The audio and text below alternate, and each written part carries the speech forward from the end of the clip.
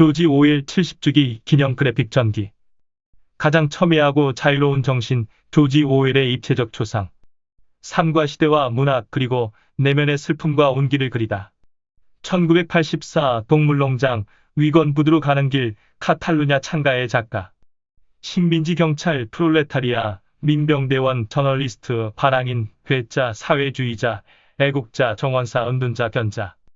어느 하나의 수식어로도 수많은 이름의 총합으로도 가두기 어려운 다층적 인간, 조지 오웰. 1903년 6월 25일 출생 1950년 1월 21일까지 생을 살았다.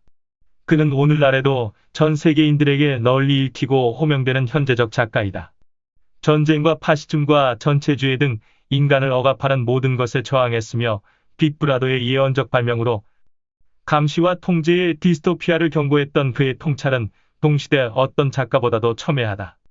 고통받는 이들 곁에서 밑바닥 삶을 경험하고 기록했으며 일평생 민주적 사회주의자로 살았으나 혁명의 변질과 당파성을 비판한 단독자. 또한 거짓을 폭로하고 진실을 조명하기 위해 시대의 이슈에 거침없이 발언했던 저널리스트이기도 했다.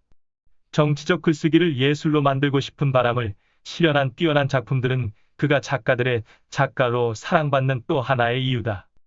글과 행동이 일치하는 삶을 살고자 분투했던 정직한 인간, 조지 오웰을 우리는 얼마나 알고 있는가?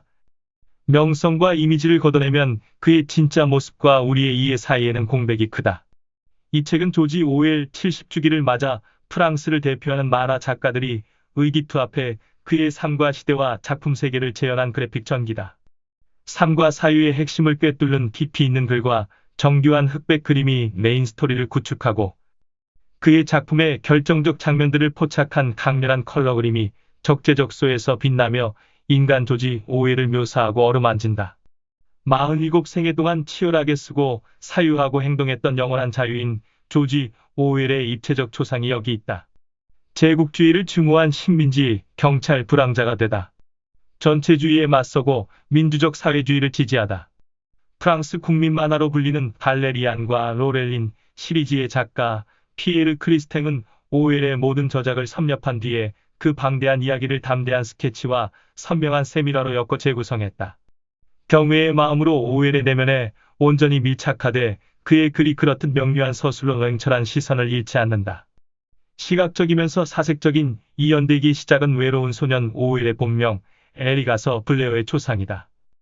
동물과 SF를 좋아하던 에릭은 속물근성과 차별이 만연한 기숙학교를 거쳐 명문 사립 이튼스쿨을 졸업한 뒤 1922년부터 5년간 버마에서 식민지 경찰로 복무한다.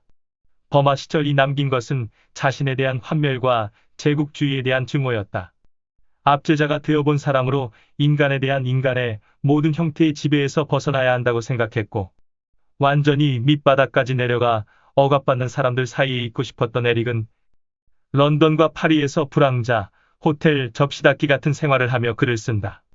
책은 버마에서의 내적 갈등을 백인 나리로서 코끼리를 쏘아 죽여야 했던 장면으로 압축하며 불황자로 살던 당시 발가벗고 천년두 검사를 받는 모습과 애를 써도 이튼 시절의 악센트를 감추지 못하는 모습을 같이 보여준다. 조지 오웰이라는 필명으로 파리와 런던의 밑바닥 생활, 버마 시절 등을 출간하며 작가로서 이름을 알리기 시작한 그는 탄광지대 노동자들의 비참한 생활을 기록한 르포르타주, 위건부드로 가는 길을 탈구한 직후인 1936년 파시즘에 맞서 싸우기 위해 스페인으로 향한다.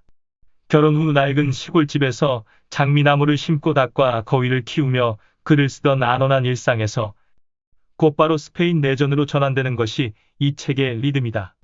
스페인에서 오웰은 정치적이며 예술적인 글쓰기라는 지향을 선명히 하고 민중과 사회주의의 활력을 경험하는 한편 좌파의 분열과 공산당의 변질을 목격한다.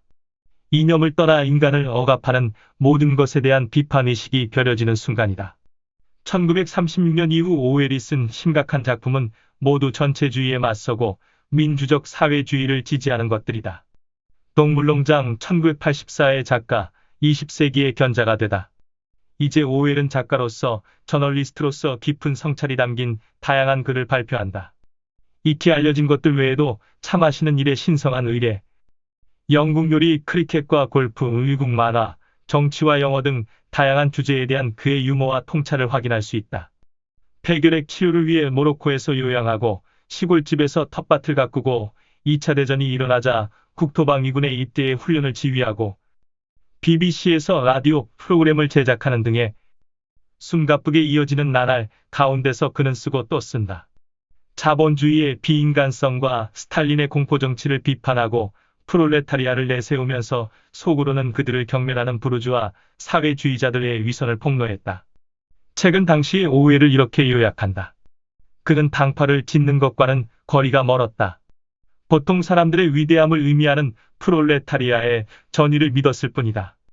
그는 혁명적 사회주의자였고 무엇보다 영국인이었다. 마침내 동물농장이 출간되고 세계적인 성공을 거둔다. 그러나 그의 삶에 온기를 불어넣어 주었던 아내 아일린이 그가 집을 비운 사이 수술 후유증으로 세상을 떠나고 만다. 어찌할 바를 모르게 된 오웰은 런던의 살롱에서 만나는 모든 여성에게 청혼을 했다. 오웰은 입양한 아들과 여동생과 함께 스코틀랜드의 외딴 섬 주라로 들어간다. 은둔자 정원사의 삶 속에서 건강 악화로 입원을 거듭하는 가운데서 1984가 출간된다. 탈구한 1948년의 연도를 뒤집어 소설 제목이 1984가 되었고 이 소설은 오웰을 20세기의 위대한 견자 중 한 사람으로 만들었다.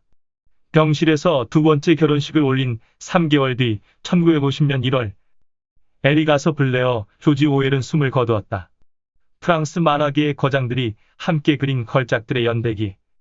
이 책은 조지 오웰의 여정을 수놓은 작품들과 함께 호흡한다. 자전적 에세이의 이야기들이 섬세한 장면들로 재구성되었으며 서체를 달리해 인용된 오웰의 글들이 군데군데서 입체감을 더한다.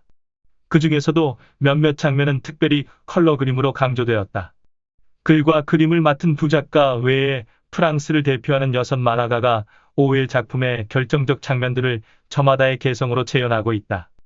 에세이 정말 좋았지를 표현한 페이지에선 학비를 감면받고 입학한 사립기숙학교에 부유한 학생들 사이에서 차별받으며 상처 입는 어린 소년의 마음은 위축된 뒷모습과 옆모습으로 묘사되어 있다. 제국경찰 시절의 경험을 투영한 장편소설 범아 시절에서의 주인공 플로리는 식민지에 만연한 제국주의와 인종주의를 증오하지만 거기서 벗어나지 못하고 사랑을 거절당한 뒤 스스로 목숨을 끊는다. 위건부두로 가는 길에서는 북부 탄광지대를 취재하던 오웰은 기차를 타고 슬럼가를 지나다 추위에 떨며 돌바닥 위를 기고 있는 젊은 여인과 눈이 마주친다. 그녀의 얼굴에는 그가 살면서 본 모습 중에 가장 침통하고 절망적인 표정이 새겨져 있었다. 카탈루냐 찬가 중에선 이 책이 비중 있게 다루고 있는 스페인 내전의 경험 가운데서는 파시스트의 총알이 목을 관통한 순간을 포착했다. 그리고 죽음의 1mm 앞까지 나아갔던 절체절명의 시간을 물들인 여명의 푸른빛과 오웰의 벗은 몸을 권력의 탐욕과 스탈린 체제를 풍자한 동물농장을 표현한 페이지에서는 거대한 두 돼지의 모습이 화면을 압도한다. 그리고 돼지에 비하면 조그맣게 놓인 글이 큰 파동을 일으킨다. 모든 동물은 평등하다. 그러나 어떤 동물은 다른 동물들보다 더 평등하다. 돼지에서 인간으로, 인간에서 돼지로, 다시 돼지에서 인간으로 시선을 옮겼지만 이 둘을 구별하기란 이미 불가능했다. 가상의 전체주의 국가를 배경으로 인간성을 지키려 분투하는 개인을 그린 걸작 1984는 소설의 도입부가 들려온다. 양배추 삶는 냄새가 나는 승리, 맨션 로비에서 시작해 빅브라더가 당신을 보고 있다라는 문구가 적힌 포스터를 거쳐 진리부 건물에 붙어있는 전쟁은 평화, 자유는 굴종, 무지는 힘이라는 슬로건까지 수천만 명의 개인 정보가 수집되고 판매되는 시대에 언어와 진실과 권력을 둘러싼 희비극이 벌어질 때 기록이 조작되고 기억과 역사마저 왜곡되는 순간에 우리는 조지 오웰을 떠올린다. 인간다움과 자유와 진실에 대한 열망 앞에서 그의 문학은 언제나 새롭고 그의 사유는 언제나 첨예하다.